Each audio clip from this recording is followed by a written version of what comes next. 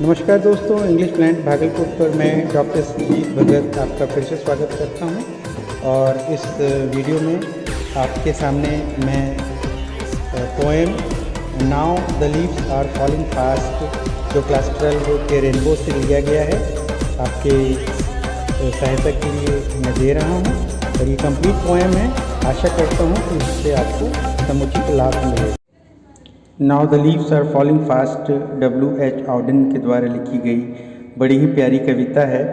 और पिछले कविताओं की तरह आप ये महसूस करेंगे कि यह भी जन्म, पुनर्जन्म और जीवन की निस्सारता के बारे में बतलाता है। और let's go through the poem. Now the leaves are falling fast, nurse's flowers will not last, nurse's to graves are gone and the prams go rolling on. यहाँ पर ये लीव्स की तुलना मनुष्य से कहते हैं, मनुष्य के जीवन से कहते हैं कि वह जो जन्म लेता है वह एक एक करके जा रहा होता है, जैसे कि पेड़ से पत्ते गिरते हैं। Nurses flowers will not last, यानी कि जिन्होंने पालन किया, नर्स का मतलब वो नहीं जो केवल हॉस्पिटल में रहती है, बल्कि वो भी जो बच्चों का लालन पालन करती हैं, उनको बड़ा करती है, तो वो भी अब नहीं रहती हैं और उनकी भी उम्र हो जाने के बाद वो गुजर जाती हैं। इसलिए अगले लाइन में वो कहते हैं nurses to graves are gone. Grave मतलब वो कब्रगाह को कहते हैं जहाँ क्रिश्चियंस और मुसलमानों को दफनाया जाता है। ये कविता चूँकि विदेश में लिखी गई है, इसलिए वो कहते हैं कि वो श्मशान जाते हैं। And the prams go rolling on. Pram वो छोटी सी गाड़ी होती है जिसमें छोटे बच्चों को घुमाया जाता है और वो अनवरत चलता रहता है, यानी कि बच्चे तो आएंगे ही आएंगे और इसी तरह की नर्सेज भी आएंगी, लेकिन वो जाएंगी भी, और जो बड़े होते हैं वो एक न एक दिन गुजर जाते हैं। Whispering neighbours left and right pluck us from the real delight and the active hands must freeze lonely on the separate knees. Whispering neighbours यहाँ कहते हैं जो कब्र के अगल बगल बाकी जो आत्माएं लेटी हुई हैं या जो मनुष्य को दफनाया गया है, वो दाएं और बाएं हैं जो अपने आसपास पाए जाएंगे जब मैं भी गुजर जाऊंगा।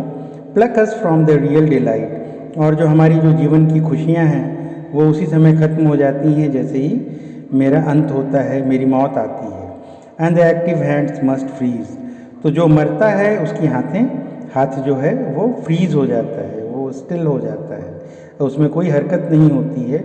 और उसी तरह से जो घुटने हैं वो भी सेपरेट रहते हैं और वो भी अकेला हो जाते हैं। Dead in hundreds at the back follow wooden in our track, arms raised stiffly to reprove in false attitudes of love. यहाँ पर कहते हैं कि जब कोई मरता है तो उसके पीछे सैकड़ों लोग चलते हैं।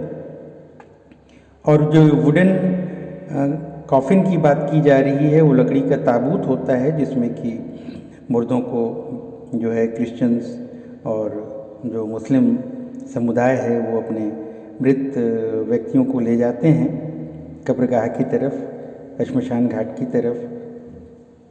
आर्म्स रेज्ड स्टिफली का मतलब जो मर चुका है उसकी बॉडी जो है स्टिफ हो जाती है, वो कड़ा हो जाता है।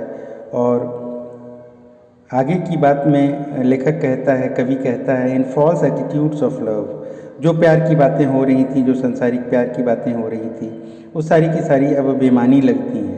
ये सारा का सारा प्यार, मोहब्बत, लगाव सब यहीं तक है जब तक कि हम कब्र में नहीं जाते हैं।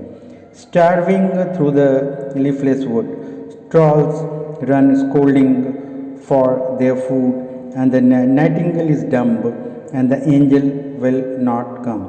अब ये कहता है, आगे की बातें कहता है कि ये जो जंगल है वो लीफलेस हो गया, यानी वीरान हो गया। ये सिंबॉलिक है, जिस तरह से कि पतझड़ के बाद पेड़ खुले हो जाते हैं, नंगे से खड़े रहते हैं, उसी तरह से व्यक्ति के मरते ही उसके जीवन का जो लीला है, जीवन का इतिहास होता है, जीवन की कहानी होती है, वही समाप्त हो जाती है और वो कुछ नहीं रह जाता है।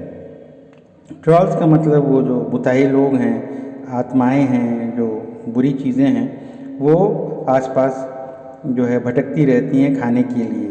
और नाइटिंगेल जो चिड़िया के रूप में सिंबॉलिकली कहा गया है कि वो जो खुशी के गीत गाती हैं वो भी डम्ब हो जाती हैं, गूंगी हो जाती हैं।